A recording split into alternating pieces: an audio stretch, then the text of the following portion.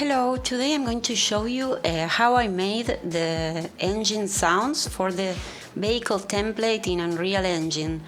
I made a Metasounds source for this, and well, first this is the car I'm using, and I created a blueprint component, an actor component attached to the pawn, and well, here this is the vehicle movement component that comes with the project, and I found the RPM minimum and maximum in this case are set up as 907,000.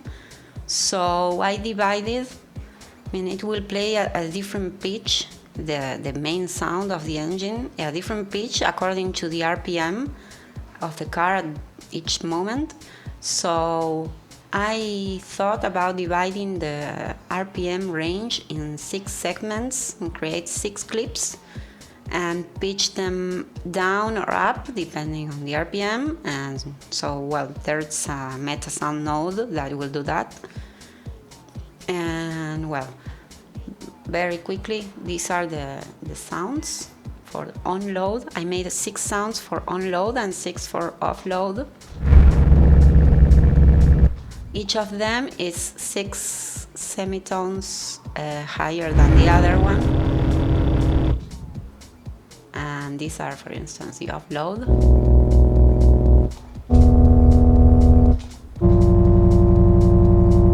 And this is the idle, when the car is not moving. Okay. So first I will show you a little bit of the result. I also added skids and braking sounds.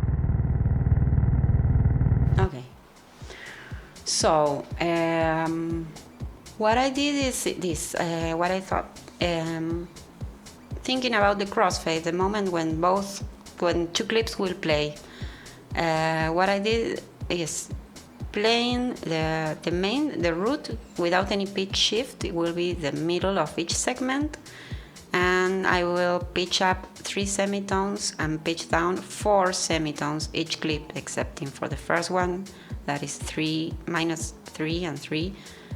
The others are 4 and 3, so there's this little segment of RPM values where both clips will be heard.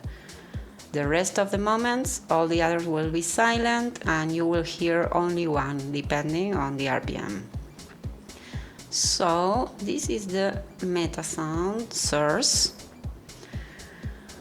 And well, the variables that are used are mainly the RPM, the speed, and the throttle input, which are checked here in the component I made in this blueprint.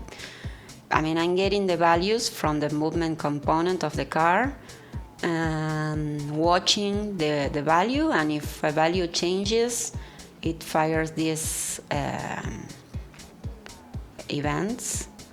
custom events I made, and these events trigger something, sends a trigger parameter to the MetaSound, or a float parameter to the MetaSound.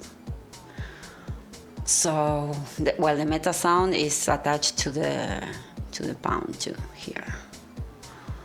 So, the main part of this MetaSound, of course, is the engine, and here, which is the engine itself, all the engine sounds, everything except the skids and brakes. So this part is to set up all the crossfade values. You input the RPM and minimum RPM That's something I make here on Begin Play. Update min and max RPM just one time, and this makes all the calculation and set up all the values for all the crossfades, starts and ends I show here. Right? Crossfade ends here and starts for the segment 2, for instance, starts here in this amount of RPM and ends the crossfade ends here, right? It's not crossfading anymore with the first one. So from here until the next crossfade starts, you will hear only this clip. The gain will be 1. When you're in a crossfade area, the gain of these 2 clips will be more than 0, less than 1. And all the rest of course will be 0, and so on. And well, if it's in this area, the pitch shift of this clip will be 0, if it's in this value of RPM, and if it's here, the pitch will be minus, the pitch shift will be higher, lower and lower, and higher to this side. Alright, so here you enter min and maximum, divide by 6, you get a range size, that is one of these black segments, and then you get with this you get all the other crossfades.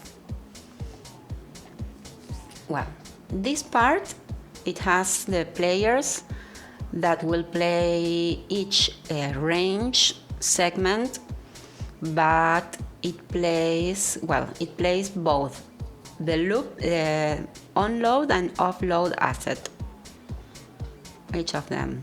All right. Here you enter the RPM, the minimum and maximum RPM for each segment, and the pitch shift that it's supposed to do according to the RPM. So what I was showing before, the first segment is from -3 to 3, and the others from -4 to 3, the pitch shift. And you also input here the sounds and the throttle input. Okay, so each one will play the onload and offload asset, and depending on the throttle input, okay, if it could be 0 or 1, it will play, it will change the level of each clip, so it plays only the offload if there's no throttle input, or onload if there is, with an equal power crossfade. Okay, so it's not a linear crossfade. All right, we were here. Okay, so this will play one range. Here we have the 6 ranges playing at the correct pitch. This handles the pitch. And here you handle the level, which clip it's heard. Which of the 6 segments is heard, it also depends on the RPM. So we have this crossfader that it does the magic of the crossfades. It will output the 1 for the correct segment. Okay, it has the 6 outputs, and depending on the values, this combined with the crossfader and subtracting these results, it will output, for instance, if the RPM is 900, the minimum, this one will be 1 and the other outputs will be 0.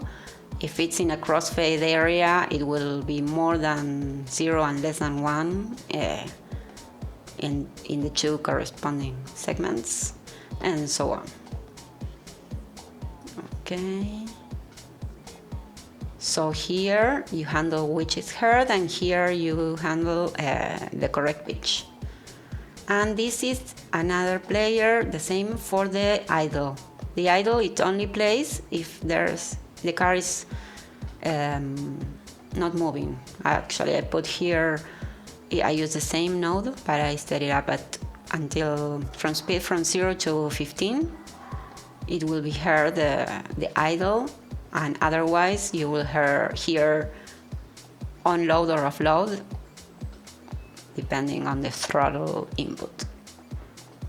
There's also two filters, a low and high shelf, that will be, that depending on the speed, higher speed, more gain on the low and high frequencies.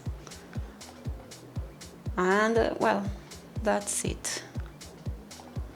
Then I made a skidding and braking sounds that it uses the same, it's a different source, but it's the same for both. What changed are the sounds, but not that they are not that different from each other, skidding and braking. And here it is. Since this is not a regular loop, it's not stable. It was more complicated, a little more complicated, so I made this. When this is played, when the car starts skidding or braking, first you hear a short sound, like the beginning, and at the same time it's triggered this other player, but there's a delay. I enter here a delay, and then it starts playing. Of course, this value depends on, because I know how long are these short skids, so it will play before the short skid ends. And this one will loop along a longer skidding sound. And okay, so each time this one is at 40%, more or less, yeah. It will, all right, yeah. It will trigger the release envelope.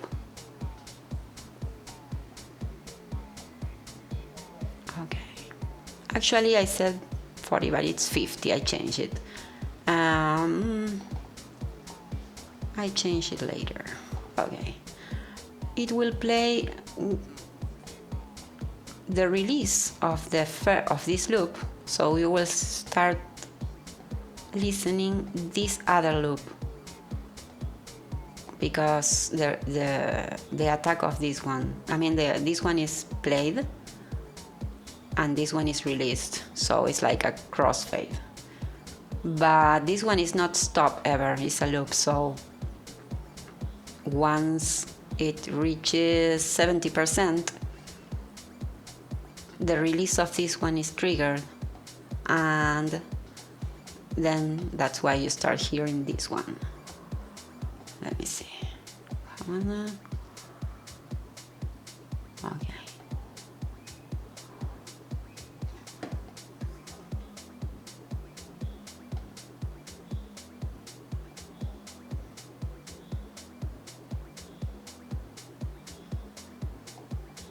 Yeah. It's like a crossfade, triggering the release of one and the attack of the other. But there are loops there that don't stop playing. So it plays first a short sound, and then you hear other two crossfading all the time. And here I also added modulation depending on the intensity of the skid, because skids have an intensity magnitude, a skid magnitude that I found that was available. Get skid intensity here, skid magnitude. So I use it to modulate the level and a filter, a cutoff filter. So higher intensity, higher frequencies, and more level, more gain. The same thing is used for the braking, just that I'm using other sounds.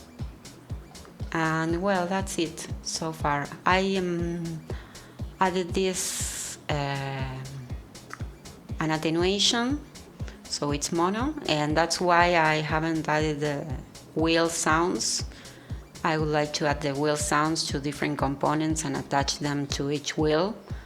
But so far for skidding and braking, I'm just taking, for skidding, I'm taking one wheel and it feels okay. So I don't have to watch the four wheels. It sounds okay, and that's it. Another thing, the last thing I'm using, I haven't shown you, is that here. When the car is not touching the ground, any of the four wheels, it's elevated, I set up the throttle input like bypassing the real value, that when it leaves the ground it's 0, and when it touches the ground it goes back to the real throttle input value.